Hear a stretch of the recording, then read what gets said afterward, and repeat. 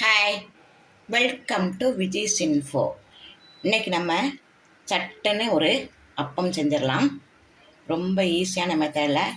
ஏதாவது உங்களுக்கு ஸ்வீட் சாப்பிட்ணுன்னு ஆசையாக இருந்ததுன்னா உடனே பழம் வீட்டில் வாழைப்பழம் ஏதாவது இருந்ததுன்னா அதை வச்சு டக்குன்னு செஞ்சிடலாம். ரொம்ப நல்லது, இது ஹெல்த்தியாகவும் கூட, நல்லா டேஸ்ட்டாகவும் இருக்கும். ஒரு 5 நிமிஷத்தில் இதை செஞ்சு முடிச்சிடலாம். இப்போ நம்ம இதுக்கு வாழைப்பழம் எடுத்திருக்கேன், 2 வாழைப்பழம். அதை நம்ம இப்போ நல்லா கனிஞ்ச பழமாக எடுத்துக்கிட்டு நல்லா பிசைஞ்சிடலாம். நல்லா கை வச்சு நல்லா பிசைஞ்சிருங்க.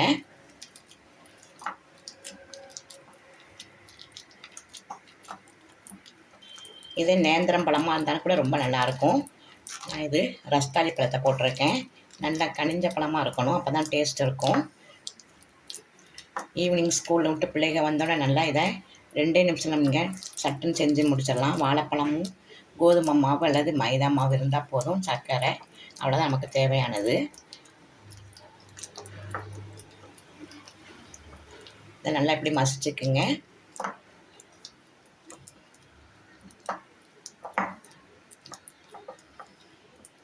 மத்து வச்சு மசிஞ்சாலாம் இப்படி மசியாது, நம்ம கை வச்சு தான் மசி வைக்கணும், அப்போ தான் நல்லா மசியும். நான் பாருங்கள், நல்லா மசிச்சாச்சு.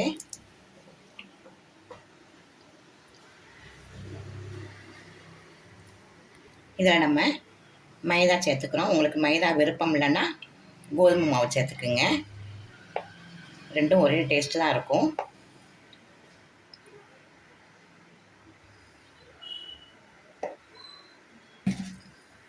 இதில் நமக்கு தேவையான நாட்டு சர்க்கரை அல்லது வெல்லம், ஜீனி இருந்தால் கூட ஜீனி போட்டுக்கோங்க. உங்களுக்கு என்ன விருப்பமோ அதை போட்டுக்குங்க.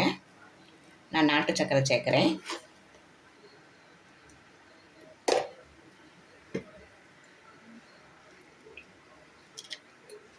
இதில் ஒரு துளி உப்பு சேர்த்துக்கலாம். பால் விட்டுக்கலாம். இது எல்லாத்தையும் நம்ம இப்போ கலந்துருவோம் தோசை மாவு பதத்துக்கு. இதை கொஞ்சம் நம்ம ஏலக்காய் பொடி போட்டுடலாம். இவ்வளோதான். நம்ம இப்போ சுட்டு எடுக்கலாம். இப்போ நான் அடுப்பில் ஒரு தோசை கடாய் வச்சுருக்கேன். நீங்கள் எண்ணெயில் பொரித்து எடுக்கலாம், கூட பொரித்து எடுத்துக்கலாம், அதுவும் நல்லா தான் இருக்கும்.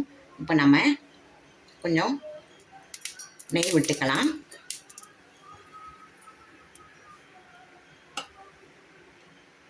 இதில் நம்ம இப்போ கரைச்சி வச்சுருக்கிறேன் இந்த பணியார மாவை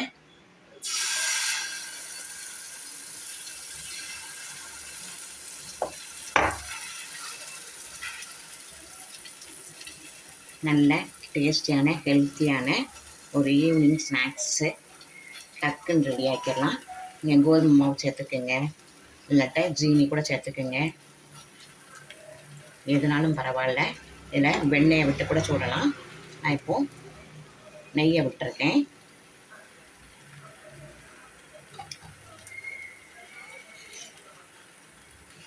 நல்லா வேகட்டும். 2 பக்கம் திருப்பி போட்டு எடுத்தால் சூப்பரான ஒரு பணியாரம் ரெடி ஆயிடுச்சு. அப்பம் ரெடி ஆயிடுச்சு. இப்போ அடிப்பக்கம் நல்லா வெந்திருக்கும். இப்போ நம்ம இதை திருப்பி போட்டுடலாம். நல்ல கலர்ஃபுல்லான ஒரு அப்பம் ரெடி ஆயிடுச்சு பாருங்கள்.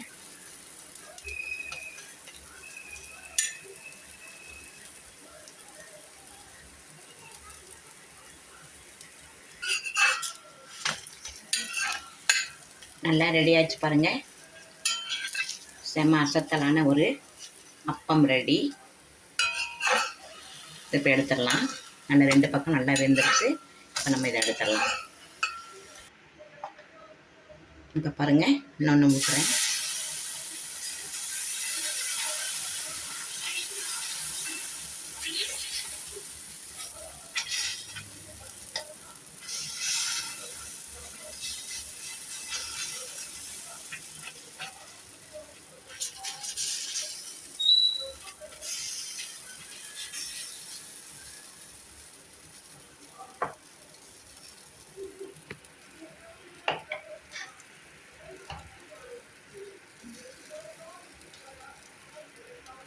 நெய் விட்டாச்சு.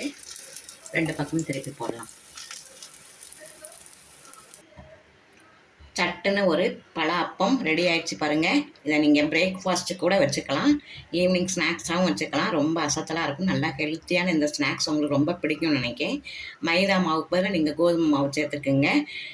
என்னனாலும் சேர்த்து சர்க்கரைக்கு பதிலாக நாட்டு வெல்லம் நான் போட்டிருக்கேன். நீங்கள் மண்டை வெல்லமோ இல்லாட்டா ஜீனி கூட சேர்த்துக்கிட்டு அசத்தலாக செய்யலாம். இந்த ரெசிபி உங்களுக்கு ரொம்ப சுலபமாக இருக்கும். இதை செஞ்சு அசத்துங்க. இந்த ரெசிபி உங்களுக்கு பிடிச்சிருக்கும்னு நினைக்கிறேன். பிடிச்சிருந்தா லைக் பண்ணுங்கள், ஷேர் பண்ணுங்கள், சப்ஸ்கிரைப் பண்ணுங்கள், பெல் ஐக்கானை தட்டி விடுங்க. மற்றும் ஒரு நல்ல ரெசிபி நான் சந்திக்கிறேன். பாய்.